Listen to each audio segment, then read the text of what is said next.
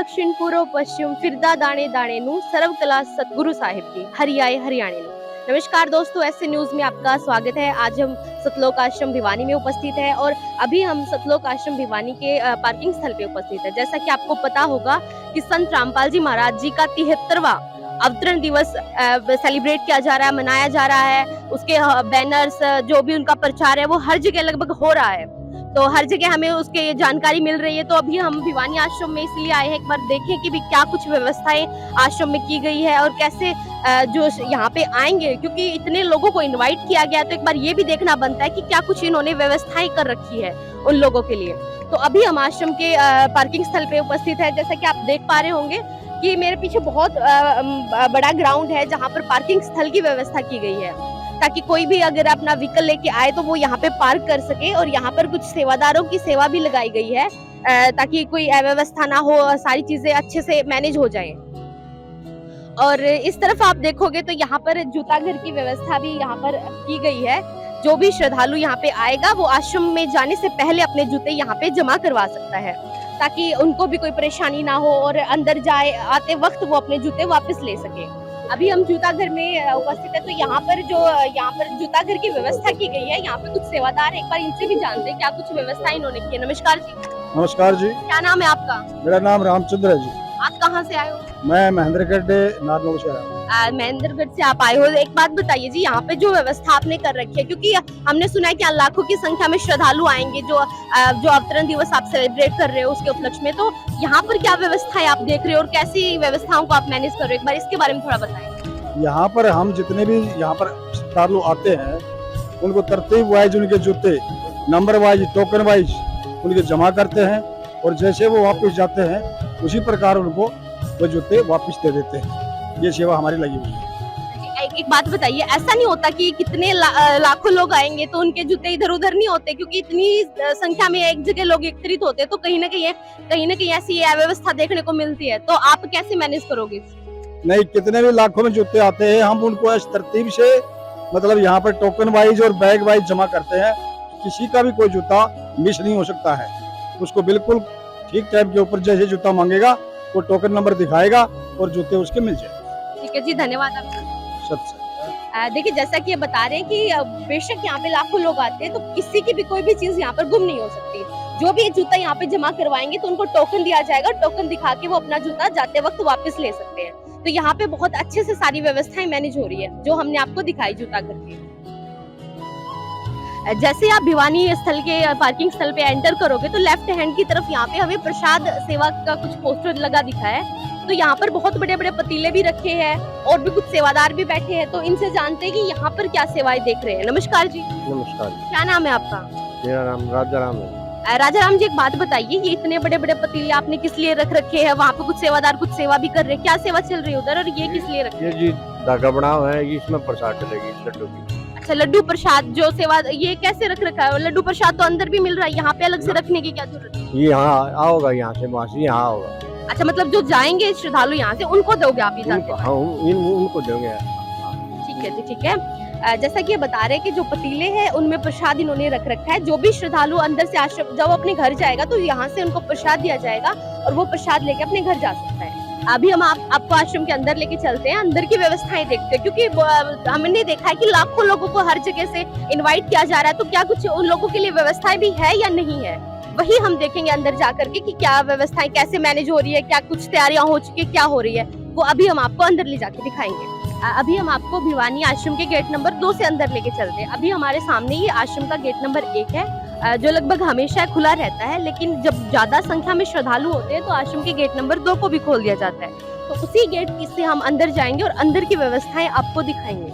बहुत अच्छे से यहाँ पर हर एक चीज की डेकोरेशन की गई है, बहुत बड़े बड़े पोस्टर्स अपने गुरुजी के इन्होंने लगा रखे हैं, बहुत अच्छे तरीके से सारी डेकोरेशन दोनों गेटों की कर रखी है। अंदर की भी देखते हैं अंदर क्या कुछ चल रहा है। यहाँ जो आप रास्ता देख रहे हो ये रोड क्रॉसिंग के लिए बनाया है। यहाँ पे श्रद्धालु भी खड़े हैं ताकि जो भी यहाँ पे आएंगे तो कुछ सेवादारों की सेवा लगी हुई है उनको यहाँ से रोड क्रॉस करवाने की, ताकि अव्यवस्था ना हो। अभी गेट नंबर 2 से हम एंटर करते हैं आश्रम के अंदर और आश्रम के अंदर की व्यवस्थाएं देखते हैं क्या कुछ व्यवस्थाएं अभी तक इन्होंने कर दी है। और गेट पे आप देख पा रहे होंगे कि मिशन विश्व कल्याण में संत रामपाल जी महाराज जी के मुख्य उद्देश्य है। तो इन्होंने अपने गेट के ऊपर कुछ बैनर्स लगा रखे हैं जो संत रामपाल जी महाराज जी के उद्देश्य हमें बता रहे हैं। यहाँ पे भी कुछ श्रद्धालुओं की सेवा लगी है ताकि गेट के अंदर कोई आए तो उस चीज का भी ध्यान रखा जाए। जैसे ही हम गेट से एंटर करते तो हमें यहाँ पे कुछ क्वेश्चन लिखे हुए मिले हैं कि संत रामपाल जी महाराज जी के उद्देश्य है, जैसे दहेज रूपी रावण को जड़ से उखाड़ना, भ्रष्टाचार का विनाश करना, नशे को दूर करना। तो एक बार इनके श्रद्धालुओं से भी जानते हैं भी ऐसा कैसे कर पा रहे संत रामपाल जी महाराज जी, क्योंकि ना तो वो पॉलिटिक्स में है, ना उन्होंने कुछ ऐसा मतलब राजनेता है कोई या लोकल लेवल के नेता, कुछ भी नहीं है, तो वो भ्रष्टाचार का विनाश कैसे करेंगे। तो एक बार यहाँ उनके अनुयायी है उनसे भी जानते हैं। नमस्कार जी। साहिब नमस्कार। क्या नाम है जी आपका? राजेश दास सिवानी है जी। राजेश जी, एक बात बताइए कि देखो संत रामपाल जी महाराज जी कोई नेता नहीं है, राजनेता नहीं है, पॉलिटिक्स में नहीं है, तो भ्रष्टाचार का विनाश ये हमें थोड़ा सा लग रहा है कि कैसे कर पाएंगे वो, क्योंकि भ्रष्टाचार का विनाश करने के लिए हर सरकार आती है, नई नई सरकारें बनती है, गिरती है, बोलते हैं कि इस बार हम भ्रष्टाचार का विनाश कर देंगे, लेकिन ग्राउंड लेवल पे हमें वो रियलिटी नहीं देखने को मिल रही। तो संत रामपाल जी महाराज जी ऐसा कैसे कर पाएंगे? बिल्कुल सही बोला आपने। सरकारें आती हैं, सभी कहते हैं भ्रष्टाचार मुक्त करेंगे देश को, भ्रष्टाचार मुक्त करेंगे, लेकिन हो नहीं पा रहा। एक्चुअल में क्या है, संत रामपाल जी महाराज के जो शिष्य हैं वो उनका परमात्मा का एक नियम है गुरु जी का कि आपने ना तो किसी प्रकार का दहेज लेना, ना किसी प्रकार का भ्रष्टाचार करना। जैसे मान लीजिए कोई सरकारी अफसर है तो गुरु जी का नियम है ना हमें किसी को रिश्वत देनी है, ना हमें रिश्वत लेनी है ना। अभी हम सतलोक आश्रम भिवानी का जो दरबार साहिब सजाया गया है, जहाँ पर 3 दिन अखंड पाठ की वाणी चलेगी, वहाँ पे हम उपस्थित है। अभी पाठ प्रकाश स्टार्ट होने वाला है, तो उसके लिए ही व्यवस्था यहाँ पर हो रही है। इस तरफ आप देखोगे कि बहुत सुंदर तरीके से डेकोरेशन दरबार साहिब की गई है। फ्लावर्स के साथ बहुत अच्छे से सारी चीजों को डेकोरेट किया गया है, अच्छी सुंदर सुंदर फोटोज यहाँ पे लगाई गई है। और सामने वो देख रहे होगे आप, वो बैठने के लिए व्यवस्था है। जो पाठी पाठ की वाणी पढ़ेगा वो उधर बैठेगा, उधर ही ग्रंथ साहिब को रखा जाएगा। बहुत ही सुंदर तरीके से पूरे दरबार साहिब की डेकोरेशन की गई है। और यहाँ पर हर वक्त यहाँ पर सेवादार होंगे ताकि कोई पाठी को कोई परेशानी ना हो, किसी सेवादार को कोई परेशानी ना हो, उस चीज का ध्यान रखने के लिए 24 घंटे यहाँ पर सेवादार उपस्थित होंगे। और इस तरफ आप देख रहे होंगे पाठ प्रकाश की वाणी स्टार्ट होने वाली है, उसी की सारी तैयारियां इधर चल रही है। सेवादार अपनी सेवा में लगे हुए हैं और यहाँ से ही सारी चीजें मैनेज होगी। जो भी पाठ प्रकाश का प्रसाद आएगा वो यहाँ पे रखा जाएगा। बहुत ही साफ सफाई का यहाँ पे ध्यान रखा जाता है। बहुत साफ सुथरे तरीके से यहाँ पर सारी चीजों को व्यवस्थित तरीके से किया जाएगा। और यहाँ पर जो संत रामपाल जी महाराज जी का सिंहासन तैयार किया गया है, यहाँ पे भी बहुत अच्छे से डेकोरेशन की गई है। और दूसरी तरफ आप देखोगे कि वहाँ पर भाइयों की अलग से व्यवस्था की गई है। जो चीजें यहाँ पर हो रही है वही दूसरी तरफ भाइयों के लिए उस तरफ की गई है, क्योंकि भाई और जो बहनें हैं अलग अलग पाठ की सेवा करेंगे, अलग अलग पाठ पढ़ेंगे और सारी चीजें अलग अलग मैनेज होंगी। इस तरफ भी सेवादार अपनी सेवाओं में लगे हुए हैं। दरबार साहिब के सामने ही यहाँ पर प्रणाम स्थल की भी व्यवस्था की गई है। जो भी सेवादार यहाँ आएंगे अपने गुरुदेव की फोटो के सामने वो दंडवत प्रणाम करने के लिए डब्बे लगाए गए हैं, अच्छे से चादर बिछाई गई है। बहुत सुंदर तरीके, काफी लंबा ये प्रणाम स्थल बनाया गया है, क्योंकि काफी संख्या में श्रद्धालु आएंगे तो किसी को कोई परेशानी ना हो, उस चीज का ध्यान रखने के लिए इधर अच्छे से हर जगह प्रणाम स्थल की अलग अलग व्यवस्था की गई है। इस तरफ जो है वो भाइयों के लिए प्रणाम स्थल की व्यवस्था है, दूसरी तरफ आप देखोगे वो जो बहनें हैं उनके लिए प्रणाम स्थल की अलग अलग व्यवस्था की गई है दोनों के लिए। ये आप सामने देख रहे होंगे जो दरबार साहिब, उसके सामने ही पंडाल की व्यवस्था भी की गई है। एक तरफ बहनों के बैठने की व्यवस्था है, दूसरी तरफ भाइयों के बैठने की व्यवस्था है। हर जगह प्रॉपर कूलर लगाए गए हैं, क्योंकि गर्मी का मौसम है, कोई परेशानी किसी का ना हो। हर जगह अलग अलग कूलर लगाए गए, भाइयों की तरफ अलग से बड़े बड़े कूलर रखे गए, बहनों की तरफ अलग से रखे गए हैं। और कुछ सेवादार यहाँ पे बहनों की तरफ बहनें खड़ी रहती है और भाइयों की तरफ भाई सेवादार खड़े रहते हैं, ताकि कोई भी इधर उधर ना जाए या आश्रम की व्यवस्था को बना के रखे। इधर आप देख पा रहे होंगे कि कुछ सेवादार भी खड़े हैं जो इन चीजों को देख रहे हैं। और इस तरफ जो जेंट्स हैं, भक्त भाई हैं, उनके लिए बैठने की व्यवस्था है। यहाँ पर सारे सेवादार आराम कर सकते हैं, कूलर लगे हुए हैं, आराम से बैठे हैं, अपने बैठ के चर्चा कर रहे हैं। सारी चीजों को व्यवस्थित ढंग से किया जा रहा है। अभी हम भंडारे की व्यवस्था आपको दिखाएंगे। भंडारे में आपको लेकर चलते हैं कि वहां पर क्या कुछ तैयारियां हो चुकी है और क्या कुछ हो रही है। अभी हम आश्रम के जो भक्तों के लिए भंडारे की व्यवस्था है, क्योंकि इतने लोगों को इनवाइट तो किया जा रहा है, तो क्या कुछ व्यवस्था इधर की भी गई है या नहीं, वही हम देखने के लिए आश्रम के भंडार स्थल पे हैं। क्योंकि इतने लोग आएंगे तो कैसे कुछ चीजों को मैनेज किया जा रहा है, वो चीजें हम देखेंगे। इस तरफ आप देख पा रहे होंगे कि यहाँ पर बर्तन रखे गए हैं, तो बर्तनों को यहाँ पर अच्छे से व्यवस्थित। नमस्कार जी, आपका क्या नाम है? राम सिंह दास। राम सिंह जी, आपकी क्या सेवा, इतने सारे बर्तन रखे, क्योंकि आपने इतने लोगों को इनवाइट किया है भंडारे के लिए, इस सभी को निमंत्रण आपने दिया कि लाखों लोग आएंगे, तो ये बर्तनों की आपको व्यवस्था देख रहे हो, एक बार इसके बारे में बताइए। परमात्मा की तरफ से व्यवस्था की गई है और इसमें जो भी श्रद्धालु आते हैं उनके लिए खाना खाने के लिए बर्तनों की व्यवस्था की गई है। अच्छा, वो इधर से बर्तन मात्रा में, जी, जी, जी। बहुत पर्याप्त मात्रा में।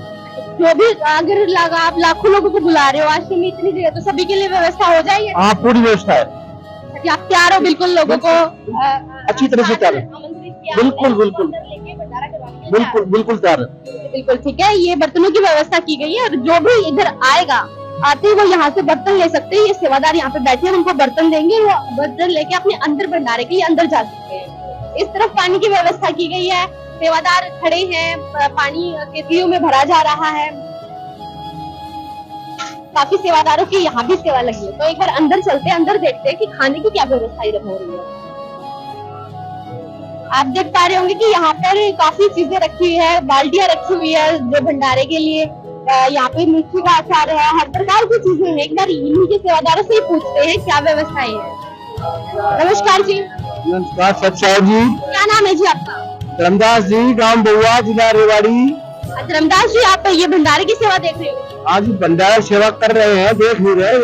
अब मालिक के आदेश के अनुसार हम भंडारा खिलाने की और डालने की सेवा कर रहे हैं, मालिक के आदेश के अनुसार।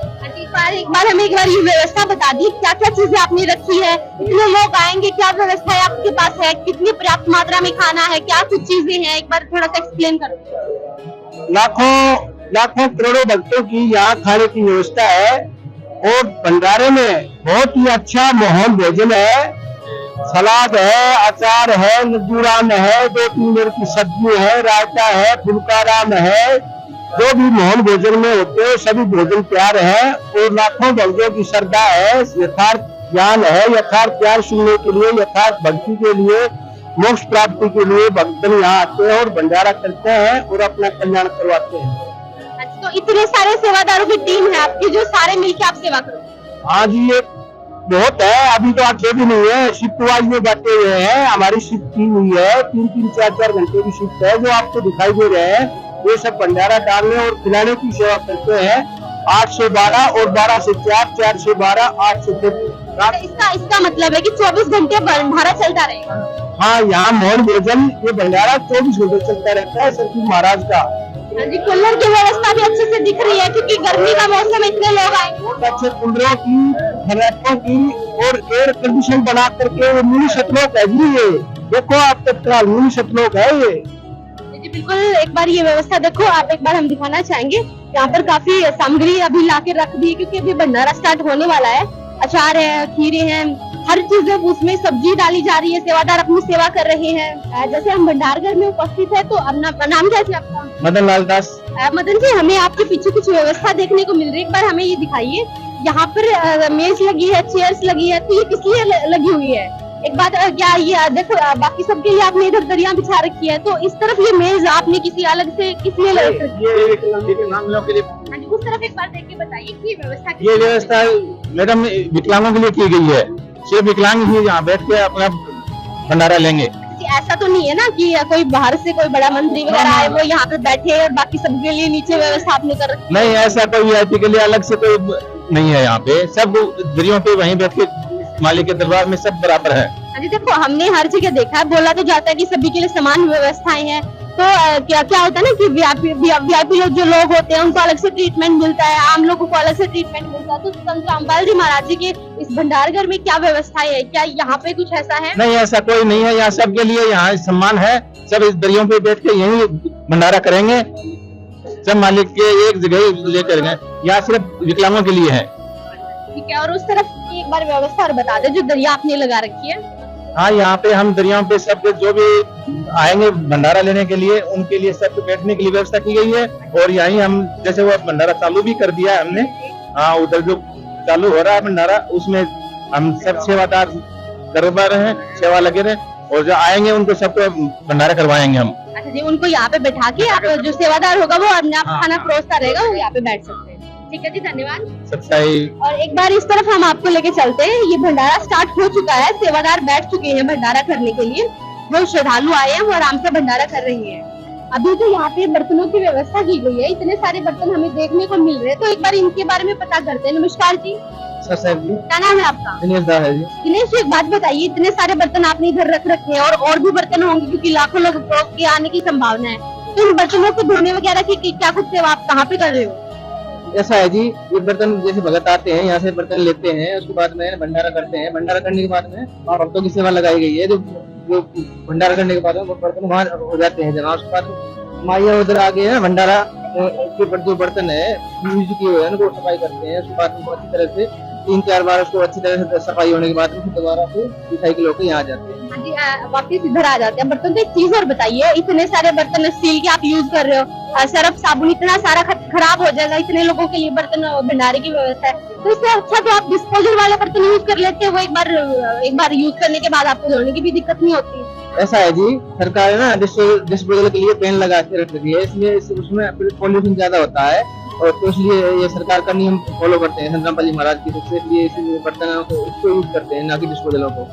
ठीक है जी, जैसा कि ये बता रहे हैं कि यहाँ पे जो डिस्पोजल है वो यूज नहीं होते क्योंकि सरकार ने बैन कर रखा है, तो उन नियमों का ये भी पालन करते हैं। उसी चीज को ध्यान में रखते हुए यहाँ पे स्टील के बर्तनों को यूज किया जा रहा है और धोने की उस तरफ व्यवस्था है। एक बार वो व्यवस्था भी आपको हम दिखा देते हैं आश्रम में कि बर्तन धोने की व्यवस्थाएं कैसी चल रही है। अभी हम आश्रम के उस जगह पे उपस्थित है जहाँ पर बर्तनों को धोया जा रहा है, क्योंकि वहाँ पे हमने इतने सारे बर्तन देखे थे, इतने लोग भंडारा करेंगे, तो यहाँ पे बर्तन धोने की व्यवस्था है। तो यहाँ पे कुछ सेवादार बैठे, एक बार इनसे जानते हैं क्या कुछ व्यवस्था इधर होगी। नमस्कार जी, क्या नाम है आपका? सुमन दास। सुमन जी, एक बात बताइए, इतने सारे बर्तन आप धो रहे हो, तो इतने सारे बर्तनों को लगातार कैसे धोगे? क्योंकि लाखों लोग आएंगे, इतने लोग भंडारा करेंगे, तो कैसे व्यवस्था मैनेज होगी यहाँ की, कैसे सेवा करोगे आप?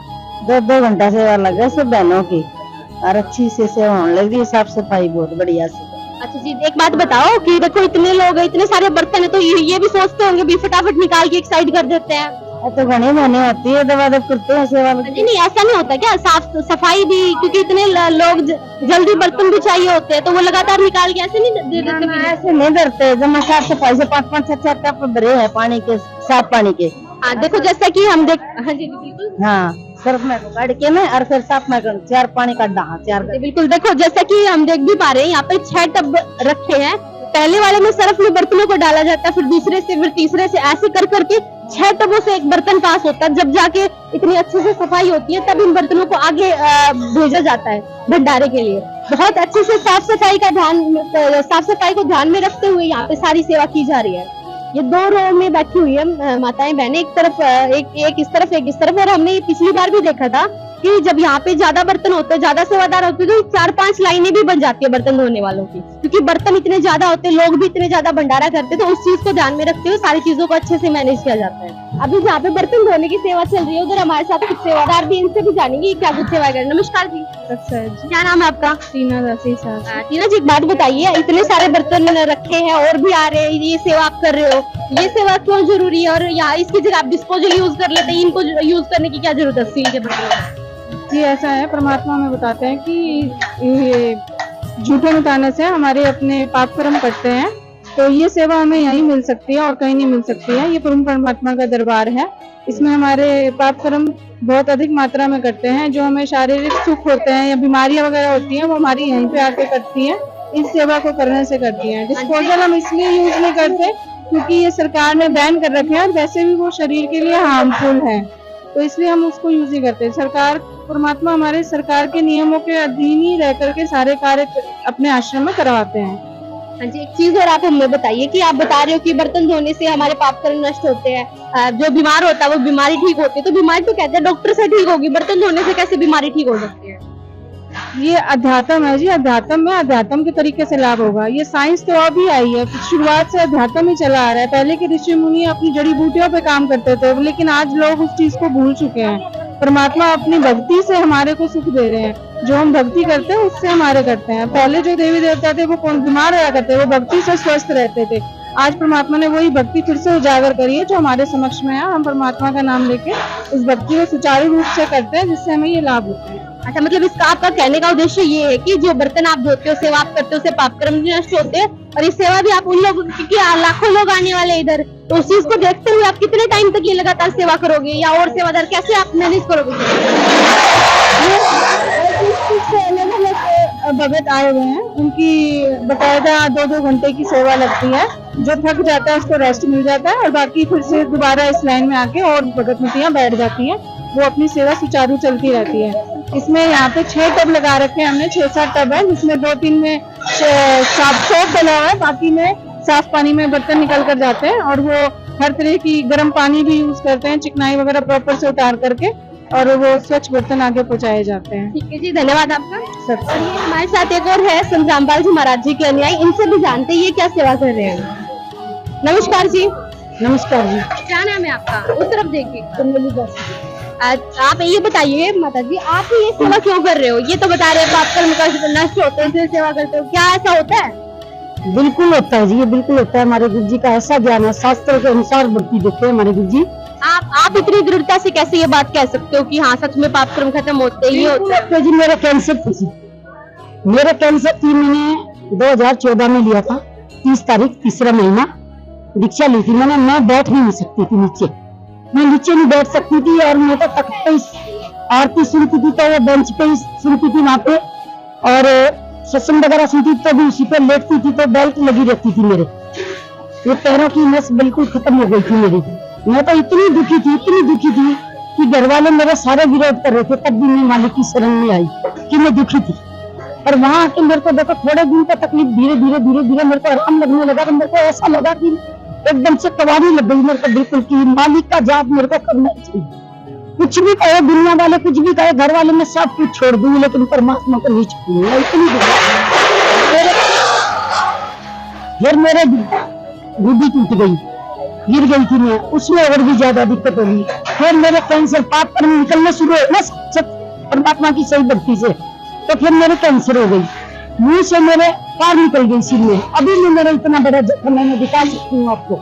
इतनी दिक्कत थी मेरे को कि पूछो मत, घर वाले विरोध करते करते अभी मेरे भगत ने, मैंने 2014 में लिया था दीक्षा गुरु जी से, और मेरे भगत ने अभी 1.5 साल पहले आया मैं की शरण में। बहुत विरोध करते थे लेकिन मैं पीछे नहीं हटी, मालिक ने बाजू पकड़ी, लेकिन परमात्मा छोड़ना नहीं, हमको पार करके छोड़ना।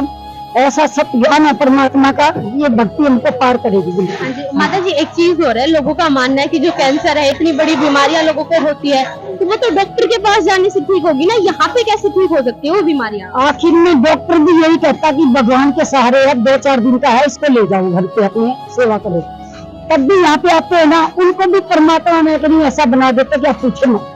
हाँ, अच्छा, मतलब यहाँ पे जो लोग आते हैं, जो नाम दीक्षा लेके भक्ति करते हैं, उनको कैंसर तक ठीक हो जाता है? आप दावा कर रहे हो? बिल्कुल 100% कैंसर कर जाती है उनकी। हाँ जी।